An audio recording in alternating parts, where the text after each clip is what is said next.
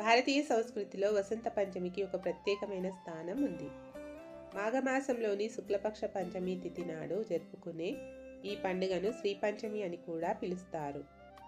ఈరోజు కేవలం ఒక మతపరమైన వేడుక మాత్రమే కాదు, శీతాకాలపు చలిని వీడి ప్రకృతి సరికొత్త చిగుళ్లతో, రంగురంగుల పూలతో కలకలలాడే వసంత ఋతువుకు స్వాగతం పలికే మధురమైన సమయం.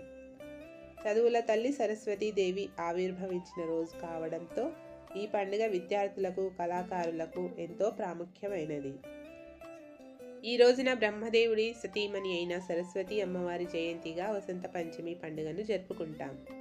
అయితే ఈ ఏడాది వసంత పంచమి పండుగను జనవరి 23వ తేదీ శుక్రవారం రోజున జరుపుకోనున్నారు. ఈ రోజంతా కూడా పంచమి తిథి ఉంది. ఈ వసంత పంచమి రోజున చాలామంది తమ పిల్లలకు అక్షరాభ్యాసం చేయిస్తుంటారు. అంతేకాకుండా చాలామంది ఇళ్లలో వసంత పంచమి వ్రతం కూడా ఆచరిస్తారు. ఈ వసంత పంచమి రోజున పసుపు రంగు దుస్తులు ధరించాలి.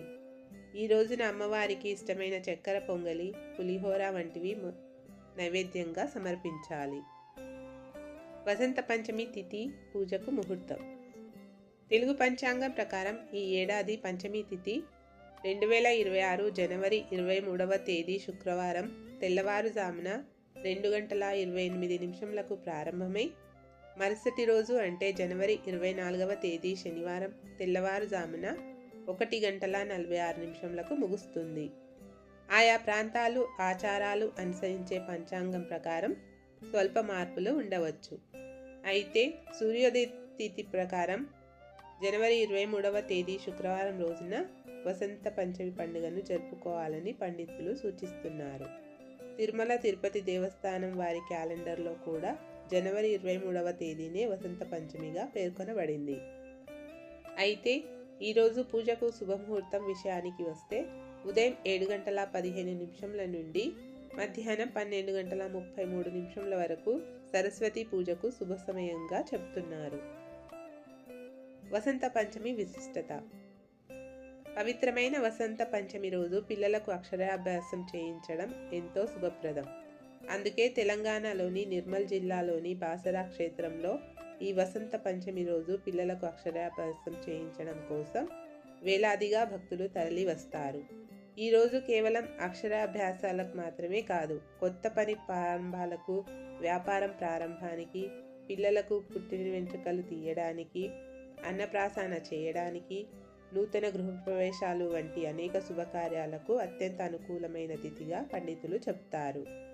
ఈ రోజున సరస్వతి గుడికి వెళ్ళి అమ్మవారికి పూజలు చేయటం, ఇంట్లో సరస్వతీదేవి పూజ చేయటం, సరస్వతి మంత్రాలు చదవడం, చదువుకునే పిల్లలు మనసులోని కోరికలను అమ్మవారికి చెప్పుకోవడం వల్ల సరస్వతీదేవి అనుగ్రహం కలుగుతుందని విశ్వాసం. ఇకపోతే వసంత పంచమి వచ్చిందంటే చాలు, ఆ రోజున తమ పిల్లల చేత విద్యాభ్యాసం చేయించడానికి ప్రతి తల్లిదండ్రులు ప్రయత్నం చేస్తూ ఉంటారు. అయితే ఈసారి వసంత పంచమి రోజు మీరు మీ పిల్లలకు విద్యాభ్యాసం చేయించాలంటే కొంచెం ఆలోచించండి అని చెప్తున్నారు పంచాంగ నిపుణులు. మరి అసలు విషయం ఏమిటో ఇప్పుడు చూద్దాం. హిందూ పంచాంగం ప్రకారం 2026 ప్రారంభంలోనే శుక్రమౌఢ్యమి ఉంది. ఇది ఫిబ్రవరి 17, 2026 వరకు కొనసాగుతుంది. సాధారణంగా మౌఢ్యం ఉన్నప్పుడు అక్షరాభ్యాసం వంటి శుభకార్యాలు చేయరు. కానీ వసంత పంచమి వంటి విశేష పర్వదినాలలో మాత్రం కొంతమంది ముహూర్తం లేకుండానే తమ పిల్లల చేత అక్షరాభ్యాసం చేయిస్తూ ఉంటారు. ముఖ్యంగా మౌఢ్యమి సమయంలో వసంత పంచమి వచ్చింది కాబట్టి సాంప్రదాయాన్ని బట్టి పండితులను సంప్రదించడం మంచిది అని నిపుణులు సూచిస్తున్నారు. ఒకవేళ మీరు కూడా మీ పిల్లల చేత ఈ వసంత పంచమి రోజున విద్యాభ్యాసం చేయించాలని అనుకున్నట్లయితే ఒకసారి పండితులను సంప్రదించి ఆ తర్వాత విద్యాభ్యాసం చేయిస్తే మంచిది. ఒకవేళ మీరు ఈ వసంత పంచమి రోజున మీ పిల్లల చేత విద్యాభ్యాసం చేయించలేకపోతే మాఘశుద్ధ విదియ అనగా ఫిబ్రవరి 20 శుక్రవారం రోజున మౌఢ్యమి తర్వాత వచ్చే మొదటి శ్రేష్టమైన రోజు కాబట్టి ఈ రోజున మీరు మీ పిల్లల చేత విద్యాభ్యాసం చేయించవచ్చు. ఇక అలాగే మరో ముఖ్యమైన రోజుల విషయానికి వస్తే గురు పౌర్ణమి జూలై 29 బుధవారం, అలాగే విజయదశమి అక్టోబర్ 20 మంగళవారం పిల్లల విద్యాభ్యాసానికి శ్రేష్టమైన రోజులుగా పండితులు చెప్తున్నారు.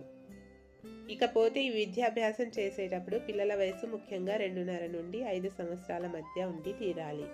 అశ్విని, పునర్వసు, హస్త, చిత్త, పుష్యమి, స్వాతి, శ్రవణం, రేవతి వంటి నక్షత్రాలను బట్టి సోమ, బుధు, గురు, శుక్రవారాలలో, అలాగే మీ పిల్లలు పుట్టిన నక్షత్రాన్ని బట్టి ఖచ్చితమైన లగ్నం నిర్ణయించుకొని ఆ తర్వాత విద్యాభ్యాసం చేయిస్తే వారు తమ జీవితంలో ఉన్నత శిఖరాలకు చేరుతారని పండితులు కూడా సూచిస్తున్నారు. వసంత పంచమి ప్రాముఖ్యత. ప్రపంచం ప్రారంభ దశలో నిస్తేజంగా, నిశ్శబ్దంగా, మౌనంగా ఉందని నమ్ముతారు.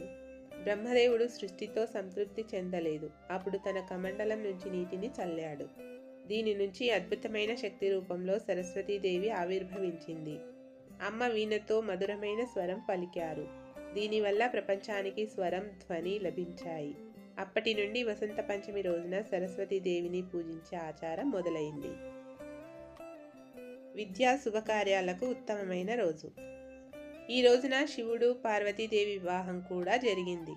వసంత పంచమి రోజున విద్యారంభం, వివాహం, గృహప్రవేశం, ఇతర శుభకార్యాలు చేయడానికి చాలా పవిత్రమైనదిగా భక్తుల విశ్వాసం. ఈ రోజున పిల్లలకు అన్నప్రాసన, అక్షరాభ్యాసం కూడా చేస్తారు. పసుపు రంగు ప్రత్యేక ప్రాముఖ్యత.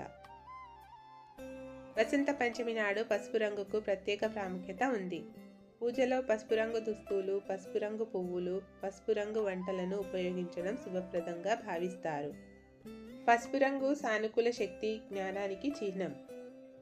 సరస్వతీదేవిని పూజించడం వల్ల సానుకూల శక్తి లభిస్తుంది. ఈ రోజున ఇంట్లో సరస్వతీదేవి విగ్రహం లేదా చిత్రాన్ని ఉంచాలి. ఇంట్లో వీణ ఉంచడం వల్ల సృజనాత్మక వాతావరణం ఏర్పడుతుంది. హంస చిత్రం ఏకాగ్రత, మానసిక శాంతిని పెంచుతుంది. దేవుడి మందిరంలో నెమలి ఈకలను ఉంచడం వలన ప్రతికూల శక్తి తొలగిపోతుంది. తామర పువ్వుతో అమ్మను పూజించడం విశేష ఫలితాలను ఇస్తుందని నమ్ముతారు. వసంత పంచమి నుంచి హోళికా దహనం వరకు వసంతోత్సవం ప్రారంభమవుతుంది. ఈ పండుగతో శీతాకాలపు చలి నుంచి ఉపశమనం లభిస్తుంది. ప్రకృతి కొత్త చిగుళ్ళు అద్దుకుంటుంది. వసంత పంచమి రోజున వాతావరణం ఎలా ఉంటుందో హోలీ వరకు అదే వాతావరణం ఉంటుందని చెబుతారు. అంతేకాకుండా ఈ వసంత పంచమి రోజు ఎవరైతే సరస్వతీదేవికి పూజ చేస్తారో వారికి అమ్మవారి ఆశీస్సులతో పాటు ఏకాగ్రత, పట్టుదల, జ్ఞాపక శక్తి పెరిగి చదువులపై మనసు లగ్నం చేయగలుగుతారని మన పురాణాల్లో చెప్పబడింది.